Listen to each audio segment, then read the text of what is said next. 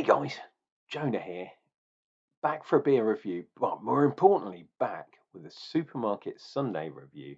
And yeah, I've been trying to find, dear viewer, epic quest to try and find the numbers in between, because we've done 1 and 2. 3 is out there somewhere, it's in a bottle. 4 and 5, no idea, but I managed to get this one, number 6, in the salt versus Asda collaboration collection, if it will focus on there. There we go. Exclusive to Asda. It is a double IPA at 7% and ABV. It says a hazy opaque double IPA with a soft sweetness. And it's even called Salt Double IPA. If you look it up on Untapped, while you're there, please feel free to connect with me on Untapped, because sometimes I'm out and about or I'm doing stuff like beer judging and stuff, and I don't always get a chance to do a proper video review. Take a screenshot, because I'm not going to go into that too much. Tells you about the collaboration between the two. However, we have got some ingredients here, wheat, barley and oats. That's about it. However, on Untapped, it does give us some more information. There we go. 7% on the ABV. Oh, does it say down there? Yeah, it does actually. Tasting notes. I was looking at that bit, but there are some tasting notes down there. It says a hazy, opaque double IPA with pronounced floral aromas. We've got Citra, Incognito, and Citra Spectrum. Deliver grapefruit, lime, tropical fruits. Not sure about that, but fair dues. And Columbus to provide the floral and citrus aroma. Results in subtle bitterness equaled with a soft sweetness.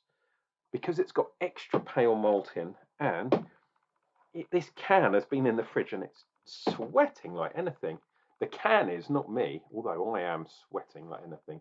So I'm using my bandana here. It's always good to carry a bandana or a pocket square, whatever you would like. In fact, look, what I could do is put bandana for the rest of the video sticking out there. Oh, it's just out of view. Hey, we've even got a black top. No black bottom though. But yeah, been back at the Asda, so I believe this can was a little bit more expensive, closer to the £4, but it's part of their deal that they're having, which basically makes it £3. So I know these beers are getting expensive, but £3 for a 7% double IPA, not too shabby in my book. Or the other thing you might see is I've got a big old spot just by my nose, so I apologise. Please don't look at that. Look at the beer. We're going to chuck it in. I'm expecting it to be a hazy bad boy because it's the wheat and the oats. I'm going to go a little bit aggressive because it's an IPA. Force a bit of a head on there. There we go. A little bit left in the can, but I'm not worried about that. Look at that. Fantastic. Over a finger's head. Not quite two. Colour is very, very cool, actually, for a double or for an IPA. I'd expect it to be a little bit darker than that, but that's definitely within pale ale ramifications. Oh, yeah, a bit grapefruity. Yeah, I can see what they're saying about the citrus and even floral. I've got a lemon tree growing in the gut. Well, it's in a pot at the moment. And when the flowers come out and the oils come out, oh, it absolutely smells gorgeous. Obviously, this is from the hops, but same thing applies, kind of. And it does smell reasonably bougie. Boozy even. Bougie means something else altogether, dear viewer. It's not that kind of channel, to be honest. But yeah, looking forward to this. 7% IPA. Oh, it has been quite a hot weekend down here in the south coast. the southeast coast of the UK, sticking out into the sea. I'm on an island after all, who's only connected by the mainland by salt marsh and all sorts of weird stuff like that. But Thanet is an island. Right, let's dive in for this. Cheers and beers, Divya. Oh, by the way, if you're new to the channel and if you've been here for a while, consider giving me a thumbs up, a like, whatever you call it. And if you want to subscribe, that is up to you. We do a lot of beer reviews, and yeah, I would love for you to watch them. So please consider subscribing. It does help me out. I don't get any kickbacks anymore from YouTube. I used to, but that's all gone for a Burton. But having more people watching the videos does help me out, helps my mental health and all that kind of stuff. Cheers and beers.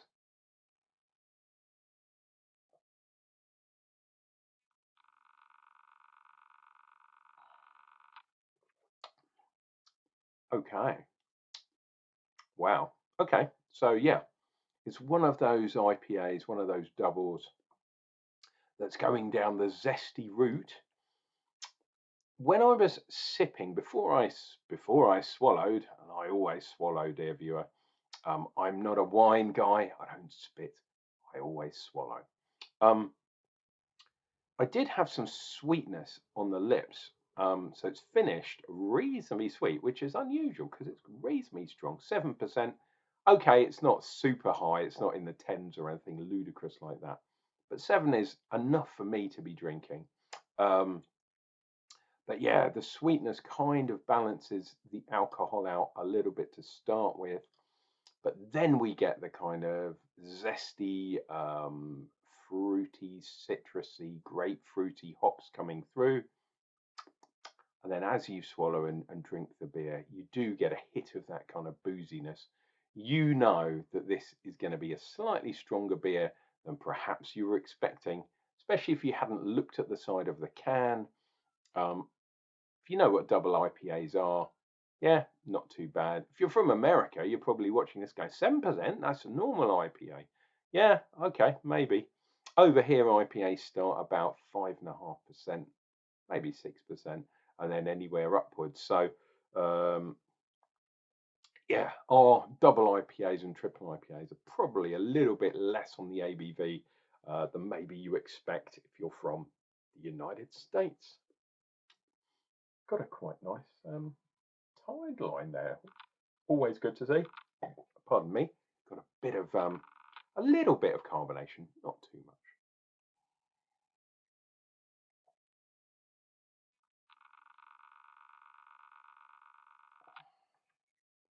Oh, slightly more on the second sip, and there we go. We have another tide line there. Yeah, this time it's more,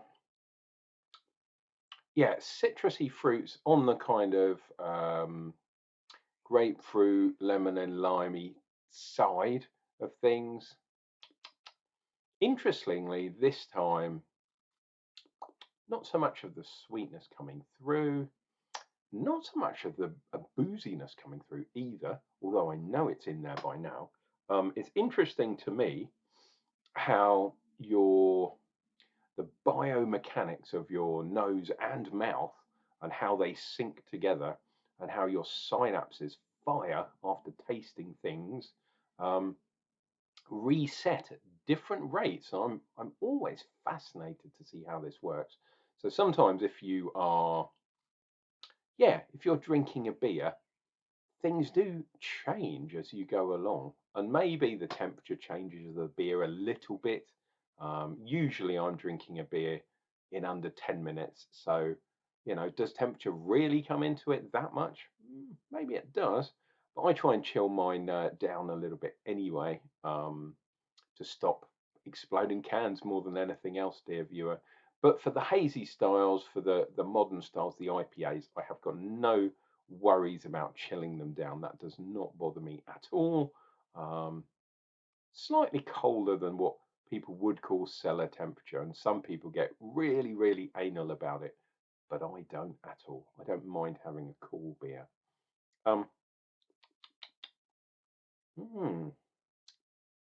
maybe I am getting a bit of the sweetness in the finish coming through and on the lips. So I always seem to get it on the lips where I feel a little bit of tackiness where my lips are kind of sticking together. It is summertime, dear viewer, and sometimes my lips do stick together.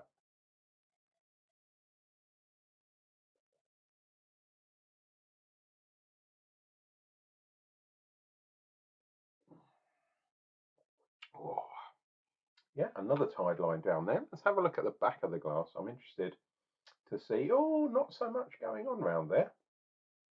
Not so much lacing going on, but look at that. There's a sort of alligator or something looking at the sky.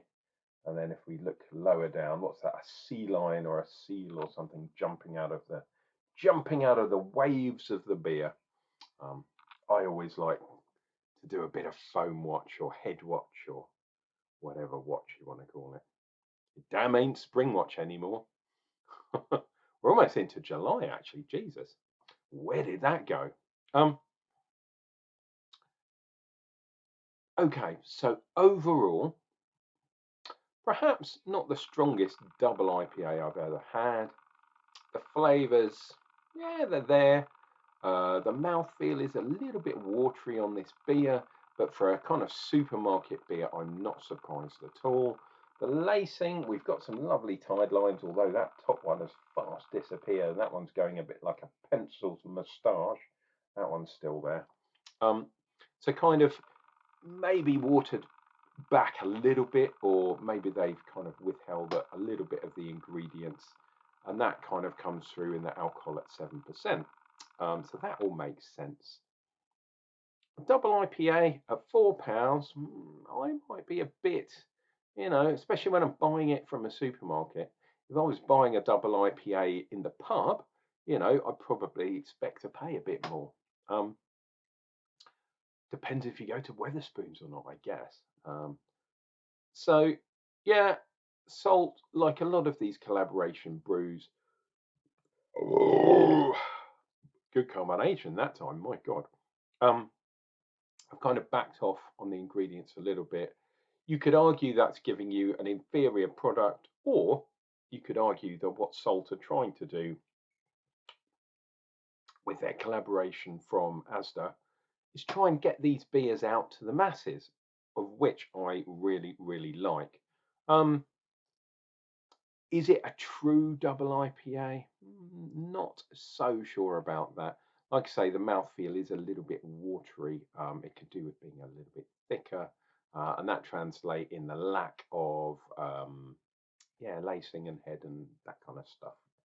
There are much more expensive beers you could have that do better in those areas.